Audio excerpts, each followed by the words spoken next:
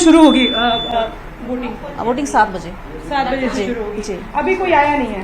जी, अभी तक तो आया नहीं हाँ, है, हाँ। तो मॉक पोल कराना जरूरी है। 15 मिनट का हम लोग इंतजार किए थे, उसके बाद हम लोग मॉक पोल स्टार्ट किए हैं।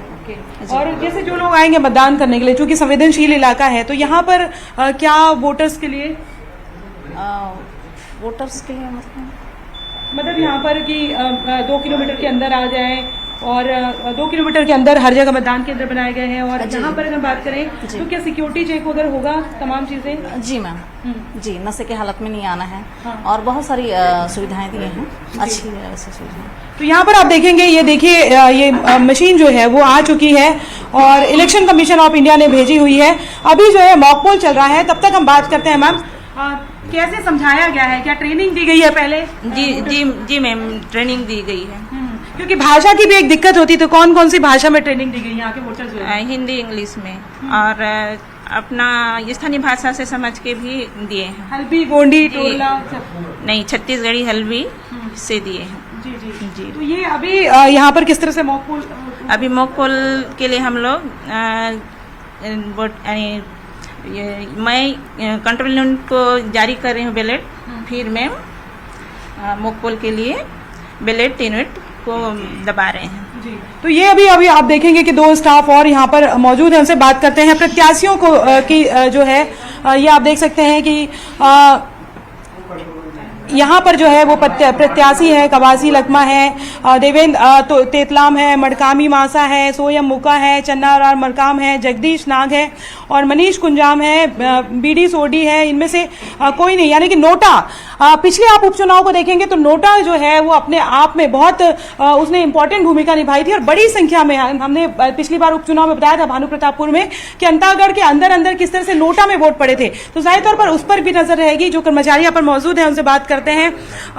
आप लोग कितने बजे से पहुंच गए थे यहाँ? मैम, हम लोग 4 बजे पहुंच चुके थे यहाँ पे, हाँ। और 5:30 को मॉक पोल प्रारंभ किए। हमारे एजेंट उपस्थित नहीं थे, तो हम लोग 15 मिनट वेट किए। फिर हमारे साथ जो सुरक्षक गार्ड थे, उनकी उपस्थिति में हम लोग मॉक पोल प्रारंभ कर दिए, और लगभग प्राय अभी समाप्त होने वाले। फिर हम लोग 7 बजे वास्तविक मतदान चालू प्रारंभ करेंगे। कई बार होता है ना कि वो जो वोट देने वाला है वो समझ नहीं पाता है, और खासतौर पर बहुत इंटीरियर इलाका है, भाषा की दिक्कत होती है, फिर मशीन देख के डर भी जाते हैं, तो उनको समझाने के लिए कैसे?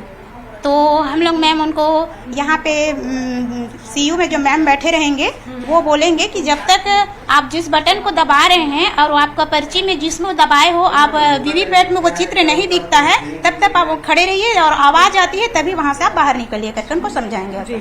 हल्बी वगैरह भी आपको आती है क्या? जी, थोड़ी बहुत आती है। अच्छा, तो अगर मान लीजिए समझ में नहीं आएगा तो कैसे बताएंगे आप? जरा हल्बी में बताइए। एक ही दबाया, ये इन बटन के दबाओ, ऐसे जो आपको पसंद है, जो आपको, हाँ, से बताइए। जो भी बटन को जो आप पसंद करते हो उन बटन ला दबाओ।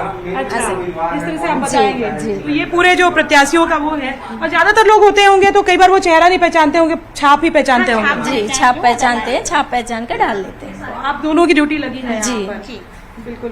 तो अभी 7 बजे से वोटिंग जी स्टार्ट हो जाएगी। तो यहाँ पे पहले भी ड्यूटी लगी होगी मान लीजिए, तो कैसे पूरी बहुत लंबी लाइन लगती है? नहीं मैम, यहाँ तो हम लोग की नहीं लगी, पहली बार लगी है यहाँ। जी, आप तो लोकल लग रहे हैं बहुत ज्यादा। नहीं मैम, मैं लोकल नहीं हूँ, मेरी फर्स्ट टाइम ड्यूटी लगी है। कहाँ से? और ये भी समझाती हुई कि किस प्रकार जब मतदान के लिए यहाँ पर लोग पहुंचेंगे तो किस प्रकार से जो मतदान दल यहाँ पर पहुंचाए गए हैं वो इन लोगों का सपोर्ट करने वाले हैं। ममता, आप जानकारी लगातार लीजिएगा।